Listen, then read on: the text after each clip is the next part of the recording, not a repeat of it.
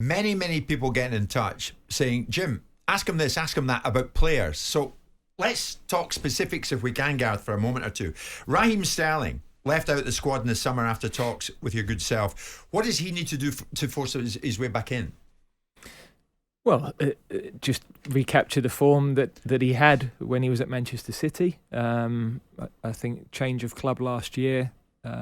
Very difficult season for everybody at Chelsea Football Club, from the owners right the way through the club, I would have said. So hard for, I'm not sure any players there excelled last year. And the challenge for all of them, they've got a new manager who's very experienced. I'm sure we'll get the best out of players. So we know what Raheem's capable of. He's been one of our most important players over the 4 or 5 years, scored some of our most important goals on some of our biggest nights, been an important character around the squad, one of the older ones who helps the younger ones to settle in when they come through the door. Yeah. So he knows he's up against, where he was a shoo-in to be selected as first choice for quite a long period. He knows that Bukayo Saka and Marcus Rashford, Jack Grealish, Phil Foden, that there's competition in that area of the pitch at a really high level. That's without talking about some of the younger ones that are coming through.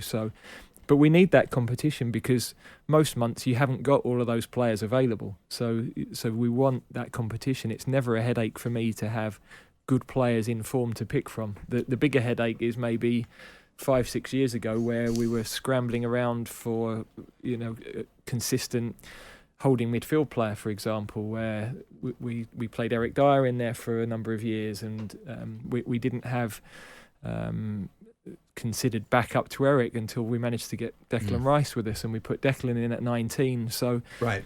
We've got competition now, and it's harder for the younger ones to come in. Previously we pushed the younger ones in early because we felt that gave us depth. They needed to gain experience. For a lot of them, each game, Declan in particular, each game with England was the biggest game of his life. He's now 30-odd caps. He's now had a lot of big matches with us. He's now had a European final with his club. He's lifted a trophy. He's had a club come and pay a fortune for him. His own confidence and belief will be at a different level to where he was. So that's mirrored by so many of our players.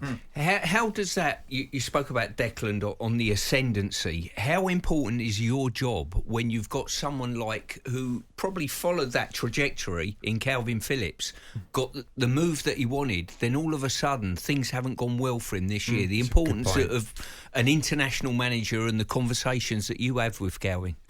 Yeah, I mean, I think you can support and you can challenge. And what is the importance of Kalvin? If you want to play with a single pivot and you take Declan out of the equation, Kalvin is one of the few in the country playing in that position that has all the attributes needed to do it. We've got other profiles of midfield players, but they're slightly different. So he's an important player for us. It's why we kept selecting him when he wasn't playing with his club, and that's always going to be criticised when you do that, because ideally you want your players playing regularly at the highest possible level.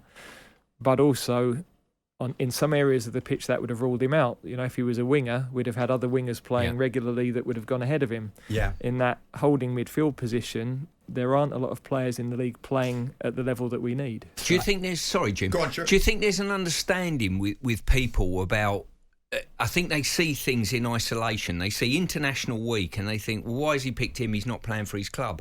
It's not as easy as that, is it? You've got to back players sometimes when they're not playing for their clubs and not doing so well because they've done so well over a long period of time for the country. Like a Harry Maguire situation. Yeah, well one of the things you constantly pick him. Well, you need to know, can they perform at the level, first of all? So with those lads, we know in the biggest matches, under pressure, which is our world, they've been able to perform.